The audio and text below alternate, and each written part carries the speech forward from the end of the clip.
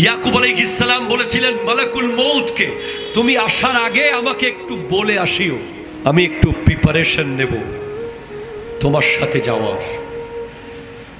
হুট করে মালাকুল মউত এসে গেছে, বলে তুমি আমাকে কেন বললে না তুমি যে আসবে?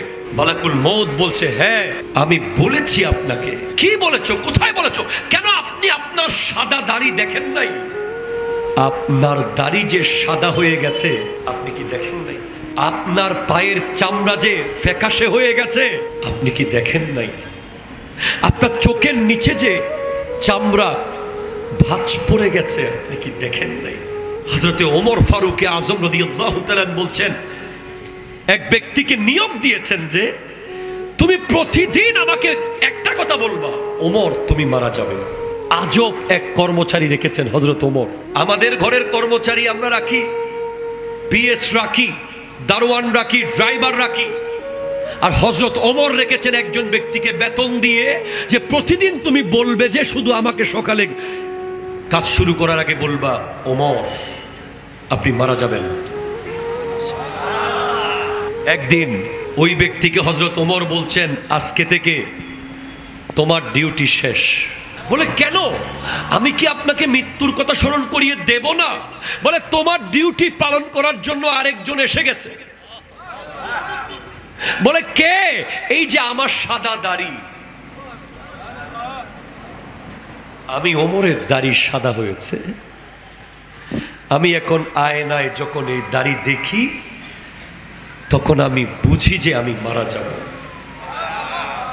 আমাদের সমাজে একটা জেনারেশন প্রতিনিয়ত ক্রিয়েট হচ্ছে যারা মনে করছে যে কবর নামে কিছু নাই, হাসর নামে কিছু নাই, মৃত্যু বলতে কিছু নাই। নিশ্চয় তারা মৃত্যুকে চিনে না। যারা মৃত্যুকে চিনে তারা হাসতে পারে না। কথা বলেন ঠিক কিনা? কথা বলেন। এটা আমি বলি নাই। আপনি কিতাব খোলেন, আল মুনাব্বিহাত খোলেন, আল্লামা ইবনে হাজার আসকালানির কিতাব, যেখানে মূসা আলাইহিস সালাম আর খিজির আলাইহিস সালামের সফরের একটা ঘটনা লেখা আছে। খাজা খিজির একটা এলাকায় গিয়ে একটা ভাঙ্গা দেয়াল সোজা করে দিয়েছিলেন। ওই দেয়ালের নিচে কি ছিল? কোরআন বলছে, ওয়া কানা তাহতাহু কানজুল লাহুমা ওয়া কানা আবুহুমা সালিহান। ওই দেয়ালের নিচে একটা সম্পদ ছিল দুই এতিমের। ওই এতিমের বাবা ছিল নেককার। তো নেককার বাবা কি রেখে গেছে এতিমের জন্য? এটা ব্যাখ্যা দিচ্ছেন হযরত উসমান যুন্নুরাইন রাদিয়াল্লাহু তাআলা। বলে ওখানে ছিল লৌহুম মিনাজ যাহাব, স্বর্ণের একটা প্লেট। আরে স্বর্ণের প্লেট এত দামি কি নিয়ামত হয়ে গেছে? স্বর্ণ তো ঘরে ঘরে আছে, দোকানে দোকানে আছে। বলেন না, মাকতুবুন ফিহি সাবআতু আসতুরিন, যেখানে 60টি লাইন লেখা ছিল, তার মধ্যে একটা লাইন ছিল, আজিবতু লিমান আরিফাল মাউতা ওয়া হুয়া ইয়াদহাকু। আমি তাজ্জব হয়ে যাই যে মৃত্যুকে চিনে, যে কাফন পরাতে দেখেছে, যে দাফন করতে দেখেছে, যে মানুষকে গোসল করাতে দেখেছে, যে কবরে রাখতে দেখেছে, যে মাটি দিতে দেখেছে, যে কবরের উপরে বাঁশ দিতে দেখেছে, যে মাটি দিয়ে পুঁতে ফেলতে দেখেছে, সে হাসে কিভাবে?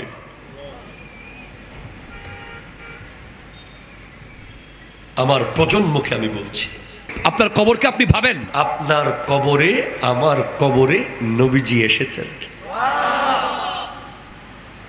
এবার কোন কারণে নবীজি যদি মুখটা ফিরিয়ে ফেলে, নারাজ হয়ে যায়, পৃথিবীর কেউ নাই আর নবীকে বোঝানোর। কারণ আল্লাহ নবীজিকে তখন বুঝাবে না। আল্লাহ নারাজ হলে নবী গিয়ে আল্লাহকে বুঝাবে। নবী নারাজ হলে আল্লাহ ওই ব্যক্তিকে আর ছাড় দেবে না। সেজন্য আমি আমার যুবক ভাইদেরকে বলছি, আপনি কি আপনার পারিবারিক, সামাজিক, রাষ্ট্রীয়, ব্যক্তিগত, পার্সোনাল লাইফে যে জীবন আপনি লিড করছেন, এটা নবীর সামনে দেখানোর জন্য আপনি প্রস্তুত আছেন কিনা? আপনার সোশ্যাল বিহেভিয়ার, আপনার ফিজিক্যাল বিহেভিয়ার, আপনার পার্সোনাল বিহেভিয়ার, আপনার পলিটিক্যাল বিহেভিয়ার, প্রত্যেকটা বিষয়ে আপনি কি নবীজির সামনে চেহারা দেখাতে পারবেন কিনা? ধরেন কালকে মারা যাব, কালকে কাল নবী আসবে কবরে। আপনার মাথার চুলগুলো নবীজিকে দেখানোর মতো। আপনার চোখ, আপনার কান, আপনার নাক, আপনার কলব, আপনার বডিকে জিজ্ঞেস করেন। আপনার হাতে ট্যাটু, আপনার গায়ে 3/4 প্যান্ট, আপনার বাসায় ফুটবলারদের ছবি, আপনার মোবাইলে অশ্লীল ভিডিও, আপনি কি এই জিনিসগুলো নিয়ে নবীকে চেহারা দেখাতে পারবেন? আমার প্রশ্ন। সো কেন আপনি এগুলো করেন? কেন আপনি এগুলো করেন?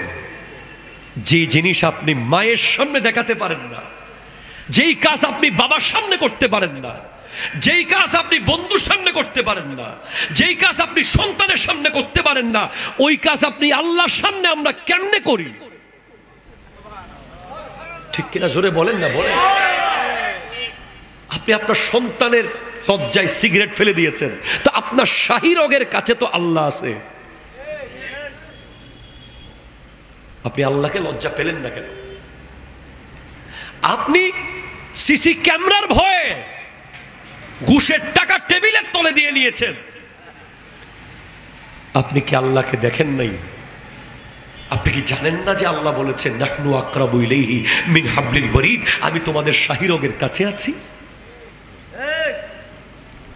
হযরতে মাওলা আলীকে জিজ্ঞেস করা হয়েছে, আপনি তো পৃথিবীর বিখ্যাত একজন জ্ঞানী, গোটা জগতের শ্রেষ্ঠ জ্ঞানীদের একজন, বলেন কবরে কি নেওয়া যাবে? একটু জোরে বলেন না ভাই, সুবহানাল্লাহ। কবরে নেওয়ার মতো সম্বল কি? আমার R15 কি কবরে নিতে পারবো? আমার iPhone 17 কবরে নিতে পারবো? আমার লট্টো ব্র্যান্ডেড ড্রেস কোড কবরে নিতে পারবো? আমার ঘরে সানগ্লাস কবরে নিতে পারবো? আমার ডুপ্লেক্স বাড়ি কবরে যাবে না, ঠিক কিনা জোরে কথা বলেন। কবরে একটা জিনিস যাবে যেটা ধরা যায় না, যেটা দেখা যায় না, যেটার কালার বলা যাবে না, সেটার নাম হলো তাকওয়া। তাকওয়া, তাকওয়া। হযরতে মাওলা আলী বলেছেন তাকওয়া খায়রু জাদিন, কবরে নেওয়া সবচেয়ে দামি সম্পদ হলো তাকওয়া। এই যে স্মার্ট স্মার্ট যুবক, যাদের এক একজনের টি শার্ট দেখলে আপনি স্ট্রেঞ্জ হয়ে যাবেন, যাদের এক একজনের dress code, choice, phone, social মিডিয়ার আইডি, যাদের বাইক, যাদের ফ্যামিলি স্ট্যাটাস, যাদের কথা বলার ধরন, যাদের বাচনভঙ্গি, যাদের নেতৃত্ব, পুরো সমাজ তাক লেগে যাচ্ছে, কেউ থাকবে না, সবাই নিচে। ঠিক 100 বছর। আর 100 বছর যেতে এখন কয় বছর লাগে আল্লাহই ভালো জানে। 100 বছর আর 100 বছর লাগে না, এখন 1 বছরে 5 বছর চলে যাচ্ছে। 2020 থেকে 25 চোখেই দেখি নাই। আজকেই ছেলেদেরকে বলেছি ক্লাসে, লা তাকুমুস সাআতু হাত্তা ইয়াতাকারাবাজ জামান, কিয়ামত ততক্ষণ কায়েম হবে না যতক্ষণ সময় সংকীর্ণ হয়ে যাবে না। সময় টোটালি সংকীর্ণ হয়ে গেছে। হ্যাঁ, বছর যাচ্ছে মাসের মতো, মাস যাচ্ছে সপ্তাহের মতো, সপ্তাহ যাচ্ছে দিনের মতো, দিন যাচ্ছে ঘন্টার মতো, ঘন্টা যাচ্ছে মিনিটের মতো, চোখের পলকে হায়াত চলে যাচ্ছে, চোখের পলকে হায়াত চলে যাচ্ছে। কিন্তু যত হায়াত যাচ্ছে তত আমি আজরাইল আলাইহিস সালামের কাছাকাছি যাচ্ছি। আপনি মনে করিয়েন না আপনি বড় হচ্ছেন, মূলত আপনি ছোট হচ্ছেন। কালকের দিনে আমি আরো 1 কদম চলে যাচ্ছি আজরাইল আলাইহিস সালামের কাছে। পরশু আমি আরেক কদম গেলাম মালাকুল মউতের কাছে। তারপরের দিন আমি আরেক কদম গেলাম মালাকুল মউতের কাছে। আরে আমরা কি, যেখানে হযরতে ইয়াকুব আলাইহিস সালাম বলেছিলেন মালাকুল মউতকে, তুমি আসার আগে আমাকে একটু বলে আসিও, আমি একটু প্রিপারেশন নেব তোমার সাথে যাওয়ার। হুট করে মালাকুল মউত এসে গেছে, বলে তুমি আমাকে কেন বললে না তুমি যে আসবে? মালাকুল মউত বলছে, হ্যাঁ আমি বলেছি আপনাকে। কি বলেছো? কোথায় বলেছো? কেন আপনি আপনার সাদা দাড়ি দেখেন নাই? আপনার দাড়ি যে সাদা হয়ে গেছে আপনি কি দেখেন নাই? আপনার পায়ের চামড়া যে ফ্যাকাশে হয়ে গেছে আপনি কি দেখেন নাই? আপনার চোখের নিচে যে চামড়া ভাঁজ পড়ে গেছে আপনি কি দেখেন নাই?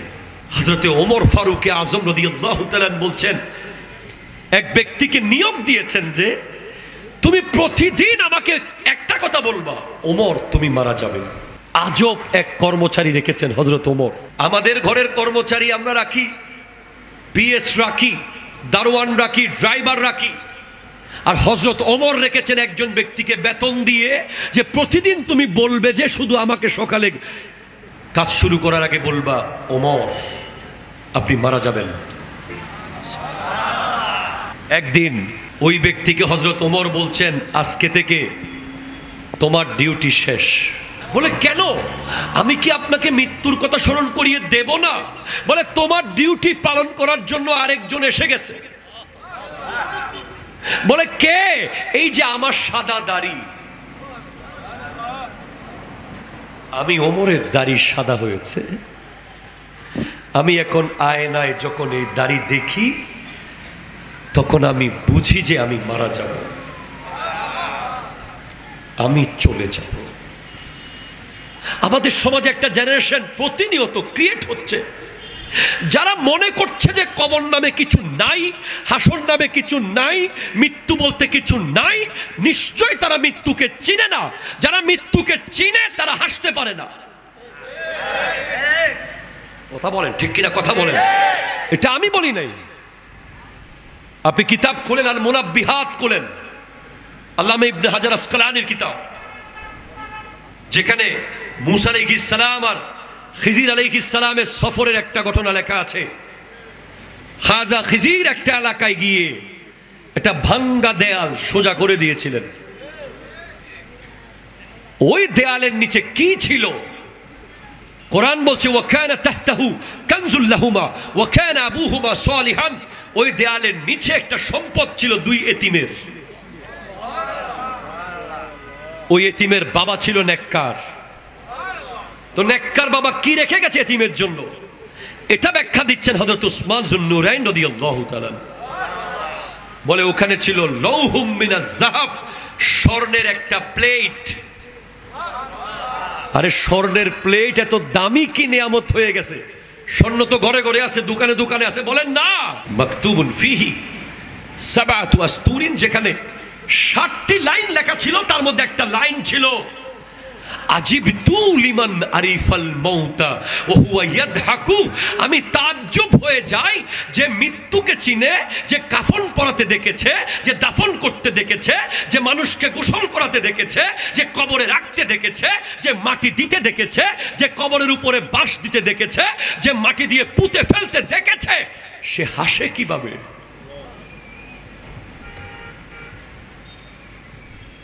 আমার প্রজন্মকে আমি বলছি, আপনি কোরআনের পরদে পরদে পড়েন, সূরা কিয়ামা পড়েন, সূরা গাশিয়া পড়েন, সূরা আদিয়া পড়েন, সূরা হাক্কা পড়েন, সূরা কারিয়া। আল্লাহ বলছেন, আল কারিয়াতু মাল কারিয়া, ঠক ঠককারী। আমরা বাসায় গিয়ে দরজায় নক করি এভাবে,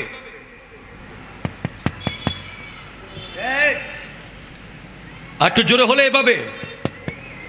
আর কারিয়া হলো ঠকঠককারী। এটা এমন ভাবে দরজা নক করবে, দরজা তো না, মানুষের কলিজা কাঁপবে। কিয়ামত, এটা নকিং হবে খুব ভয়ঙ্কর, ভয়ঙ্কর নকিং। আপনার বন্ধু নক করলে দরজা না খুলে থাকতে পারেন, প্রতিবেশী নক করলে না খুলে থাকতে পারবেন, কিন্তু কিয়ামত যখন নক করবে, আল কারিয়া মাল কারিয়া ওয়া মা আদরাকা মাল কারিয়া। কারিয়া কি আপনি জানেন? ইয়াউমা ইয়াকুনুন নাসু কাল ফারাশিল মাবসুস, যেদিন মানুষ হবে পতঙ্গের মতো উড়বে, পাখি পোকার মতো পোকা। এই মানুষ আবার কি নিয়ে অহংকার করে? এই মানুষ আবার জুলুম করে, এই মানুষ আবার সুদ খায়, এই মানুষ আবার ঘুষ খায়, এই মানুষ আবার জায়গা মেরে দেয়, এই মানুষ আবার মানুষ হত্যা করছে। যারা পোকার মতো উড়বে, ওয়া তাকুনুল জিবালু কালইহনিল মানফুশ, আরে মানুষ কি পাহাড় পর্যন্ত তুলার মতো উঠতে থাকবে। হ্যাঁ, আমি আমার প্রজন্মকে বুঝাই, first of all we have to face মালাকুল মউত। মালাকুল মতের ফেসিংটা কেমন আমরা তো দেখি নাই, কোরআন হাদিসে যতটুকু পড়েছি। আমার নবীজি একবার এক জানাজা শেষ করে অথবা জানাজার অপেক্ষায় সাহাবায়ে কেরাম নবীজির সামনে বসা, এমন ভাবে নবীজির সামনে সাহাবারা বসেছে মনে হচ্ছে কতগুলো পাথর মাটিতে পড়ে আছে। কারণ যেই কথা নবীজি বলতে যাচ্ছেন এটা এমন কথা, এমন ইতিহাস, এমন বৃত্তান্ত নবীজি দিবেন এখন, যেটা শোনার জন্য সাহাবারা একেবারে চুপচাপ, নীরব, নিস্তব্ধ। আমার নবীজি জানাচ্ছেন কিভাবে জান কবজ হয়। আপনাদেরকে আমি বলছি, আপনারা মাঝে মাঝে ইমাম গাজালির কিতাব দাকাইকুল আখবার পড়বেন। ওখানে ইমাম গাজালি লিখেছেন মৃত্যু কত বড়, মৃত্যু জিনিসটা কেমন, যেটাকে আল্লাহ বানিয়ে ৭০,০০০ পর্দার ভিতরে লুকিয়ে রেখেছিলেন। এরপরেও মৃত্যুকে যেখানে লুকিয়ে রাখা হয়েছে ওই দিক দিয়ে ফেরেশতারা হেঁটে যাওয়ার সময় এমন ভয়ঙ্কর আওয়াজ শুনতো যে ফেরেশতারা ভয় পেয়ে যেত। পরে যখন মৃত্যুকে ওপেন করা হলো, এটার বিশালত্ব এমন ছিল যে ফেরেশতারা বেহুশ হয়ে পড়ে গেছে মৃত্যুর অবয়ব দেখে। আল্লাহ আজরাইল আলাইহিস সালামকে বলছেন এটার দায়িত্ব তোমাকে দিচ্ছি। আল্লাহ, আমি কিভাবে পারবো? এত বড়, এত বিশাল, এত ভয়ঙ্কর, এটাকে আমি কিভাবে কন্ট্রোল করব? আল্লাহ বলছেন সে ব্যবস্থা আমি আল্লাহ করব। এজন্য আমাদেরকে কোনো একটা ওসিলায় মত দেওয়া হয়। আমার নবী বলছেন যারা নেককার আল্লাহওয়ালা, যাদের জীবনে তাকওয়া ছিল, যারা সকাল সন্ধ্যা আল্লাহকে ভয় পেত, যারা হালাল খেয়েছে, যাদের মুখ কখনো মিথ্যা বলে নাই, যাদের চোখ কখনো অশ্লীল কোনো কিছু দেখে নাই, যাদের কান কখনো কোরআন সুন্নাহর বাইরে শুনে নাই, যারা নেককার, তাদের জান কবজ করার জন্য জান্নাতের কাফন নিয়ে হাজির হবে মৃত্যুর ফেরেশতা। একটু জোরে বলেন ভাই সুবহানাল্লাহ। এরপরে তার দৃষ্টি সীমা পর্যন্ত আলোকিত হয়ে যাবে। যতটুকু দৃষ্টি যায় সে নূর আর নূর দেখবে। এবং একজন নেককার ব্যক্তি যেদিন মারা যাবে পুরো পৃথিবী সেদিন জুলুস করে, ফেরেশতারাও জুলুস করে। কারণ নেককারের জান যখন কবজ হয় গোটা পৃথিবীতে মেশক আম্বরের খুশবু হয়ে যায়। সমস্ত কবরস্থান আকাঙ্ক্ষায় থাকে সে এখানে আসুক। খুদ কবরস্থান বলে যে আল্লাহ এই ব্যক্তির দাফনটা যেন এখানে হয়। ফেরেশতা ডাক দিয়ে বলবে, ইয়া আইয়ুহান নাফসুল মুতমাইন উখরুজি ইলা রাহমাতিল্লাহ, বের হয়ে আসো আল্লাহর রহমতের দিকে। বের হয়ে আসবে জান, যেন মনে হবে যে কলসি থেকে পানি বের হয়েছে। সুবহানাল্লাহ বলতেছেন না? আমি অবাক হচ্ছি যে আপনারা সুবহানাল্লাহ বলতেছেন না। কলসি থেকে পানি বের হয়েছে। আপনি কোন নবীর মিলাদের বিরোধিতা করেন রে ভাই? কোন নবীর শান বললে আপনি এই কথা সেই কথা বলেন? আপনি কি জানেন সমস্ত উম্মতের মৃত্যু যন্ত্রণা নবীজি নিয়ে নিয়েছেন?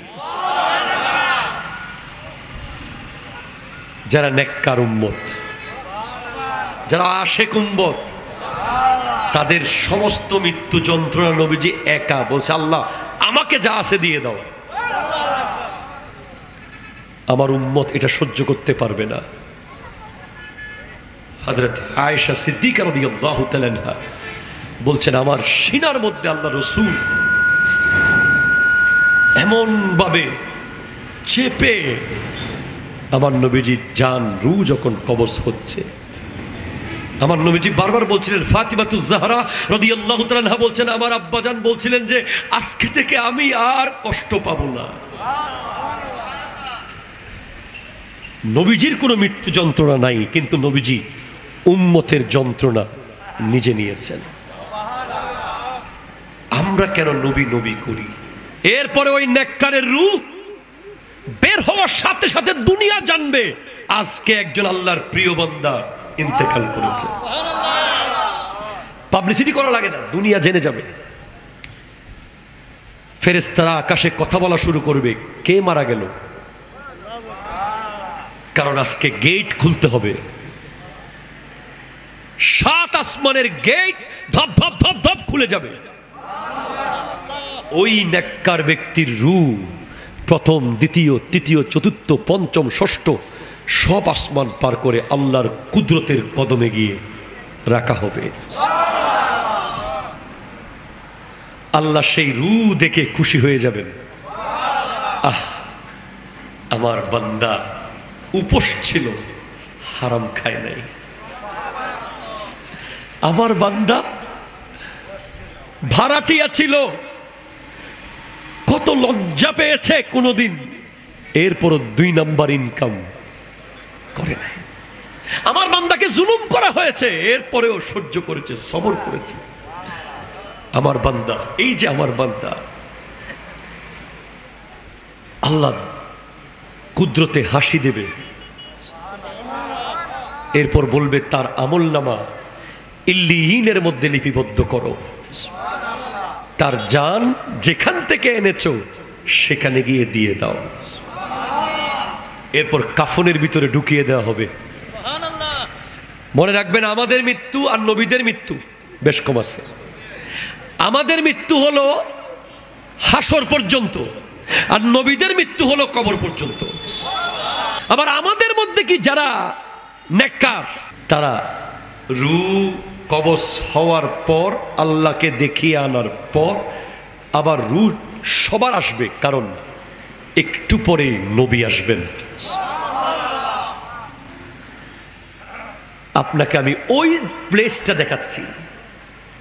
জাস্ট ইমাজিন ইউর গ্রেভ, আপনার কবরকে আপনি ভাবেন, আপনার কবরে আমার কবরে নবীজি এসেছেন। এবার কোন কারণে নবীজি যদি মুখটা ফিরিয়ে ফেলে, নারাজ হয়ে যায়, পৃথিবীর কেউ নাই আর নবীকে বোঝানোর, কারণ আল্লাহ নবীজিকে তখন বুঝাবে না। আল্লাহ নারাজ হলে নবী গিয়ে আল্লাহকে বুঝাবে, নবী নারাজ হলে আল্লাহ ওই ব্যক্তিকে আর ছাড় দেবে না। সেজন্য আমি আমার যুবক ভাইদেরকে বলছি, আপনি কি আপনার পারিবারিক, সামাজিক, রাষ্ট্রীয়, ব্যক্তিগত, পার্সোনাল লাইফে যে জীবন আপনি লিড করছেন, এটা নবীর সামনে দেখানোর জন্য আপনি প্রস্তুত আছেন কিনা? আপনার সোশ্যাল বিহেভিয়ার, আপনার ফিজিক্যাল বিহেভিয়ার, আপনার পার্সোনাল বিহেভিয়ার, আপনার পলিটিক্যাল বিহেভিয়ার, প্রত্যেকটা বিষয়ে আপনি কি নবীজির সামনে চেহারা দেখাতে পারবেন কিনা? ধরেন কালকে মারা যাব, কালকে, কাল নবী আসবে কবরে, আপনার মাথার চুলগুলো নবীজিকে দেখানোর মতো, আপনার চোখ, আপনার কান, আপনার নাক, আপনার কলব, আপনার বডিকে জিজ্ঞেস করেন, আপনার হাতে ট্যাটু, আপনার গায়ে 3/4 প্যান্ট, আপনার বাসায় ফুটবলারদের ছবি, আপনার মোবাইলে অশ্লীল ভিডিও, আপনি কি এই জিনিসগুলো নিয়ে নবীকে চেহারা দেখাতে পারবেন? আমার প্রশ্ন। সো কেন আপনি এগুলো করেন? কেন আপনি এগুলো করেন? যে জিনিস আপনি মায়ের সামনে দেখাতে পারেন না, যেই কাজ আপনি বাবার সামনে করতে পারেন না, যেই কাজ আপনি বন্ধুর সামনে করতে পারেন না, যেই কাজ আপনি সন্তানের সামনে করতে পারেন না, ওই কাজ আপনি আল্লাহর সামনে আমরা কেমনে করি? ঠিক কিনা জোরে বলেন না, বলেন। আপনি আপনার সন্তানের লজ্জায় সিগারেট ফেলে দিয়েছেন, তো আপনার শাহী রগের কাছে তো আল্লাহ আছে, আপনি আল্লাহকে লজ্জা পেলেন না কেন? আপনি সিসি ক্যামেরার ভয়ে ঘুষের টাকা টেবিলের তলে দিয়ে নিয়েছেন, আপনি কি আল্লাহকে দেখেন নাই? আপনি কি জানেন না যে আল্লাহ বলেছেন নাহনু আকরাবু ইলাইহি মিন হাবলিল ওয়ারিদ, আমি তোমাদের শাহী রগের কাছে আছি। হযরতে মাওলা আলীকে জিজ্ঞেস করা হয়েছে, আপনি তো পৃথিবীর বিখ্যাত একজন জ্ঞানী, গোটা জগতের শ্রেষ্ঠ জ্ঞানীদের একজন, বলেন কবরে কি নেওয়া যাবে? একটু জোরে বলেন না ভাই, সুবহানাল্লাহ। কবরে নেওয়ার মতো সম্বল কি? আমার R15 কি কবরে নিতে পারবো? আমার আইফোন 17 কবরে নিতে পারবো? আমার লট্টো ব্র্যান্ডেড ড্রেস কোড কবরে নিতে পারবো? আমার ঘরে সানগ্লাস কবরে নিতে পারবো? আমার ডুপ্লেক্স বাড়ি কবরে যাবে না, ঠিক কিনা জোরে কথা বলেন। কবরে একটা জিনিস যাবে যেটা ধরা যায় না, যেটা দেখা যায় না, যেটার কালার বলা যাবে না, সেটার নাম হলো তাকওয়া। তাকওয়া, তাকওয়া। হযরতে মাওলা আলী বলেছেন তাকওয়া খায়রু জাদিন, কবরে নেওয়া সবচেয়ে দামি সম্পদ হলো তাকওয়া। আর এটাই হুজুর কিবলা বলেছেন, वो काम करेंगे जिससे अल्लाह रसूल राजी हो, वो काम नहीं करेंगे जिससे अल्लाह रसूल नाराज हो। আপনি শত শত বাইকের মালিক, কিন্তু এখন আপনি কবরের সামান জোগাড় করতে পারেন নাই। আপনি শত শত ল্যান্ড ক্লোজারের মালিক, আপনি শত শত আইফোনের ফ্যাক্টরির মালিক, আপনি শত শত বাড়ির মালিক, আপনার কাছে শত শত দুনিয়াবি সম্পদ আছে, কিন্তু কবরের সম্পদ নাই, নাই, নাই। সেটা হলো তাকওয়া। আর তাকওয়াটা কেমন? আমার কাছে আছে কিনা কেমনে বুঝবো?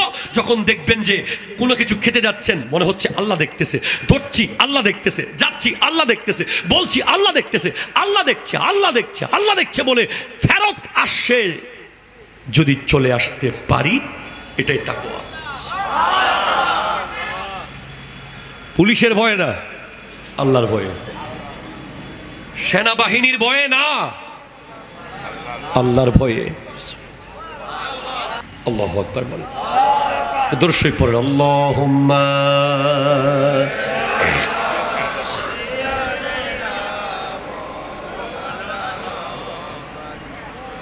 وعلى آل سيدنا سبحان الله والحمد لله لا إله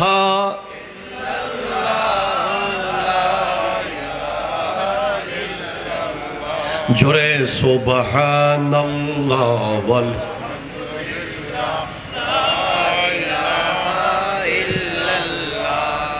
লা ইলাহা ইল্লাল্লাহ লা ইলাহা ইল্লাল্লাহ জোরে সুবহানাল্লাহ ওয়ালহামদুলিল্লাহ লা ইলাহা ইল্লাল্লাহ লা ইলাহা ইল্লাল্লাহ লা ইলাহা ইল্লাল্লাহ।